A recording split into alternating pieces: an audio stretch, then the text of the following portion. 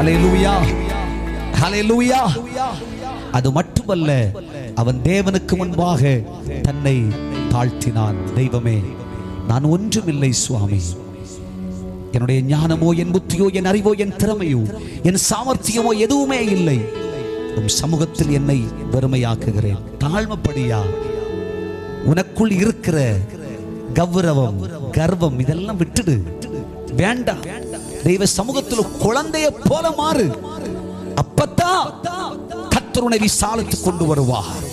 அப்பத்தான் கர்த்தர் உனக்கு நன்மையை கொண்டு வருவார். அப்பொழுதுதான் கர்த்தர் உனக்கு மேன்மையை தருவார். அப்பொழுதுதான் உன் நெருக்க காலங்களை மாற்றி, உன் சிறையிருப்பை ஆண்டவர் மாற்றி ஒரு சுதந்திர காலத்தை உனக்கு கொடுக்க வல்லவராயிருக்கிறார். கைகளை தட்டி கர்த்தரை மகிமைப்படுத்துங்க. பாருங்க,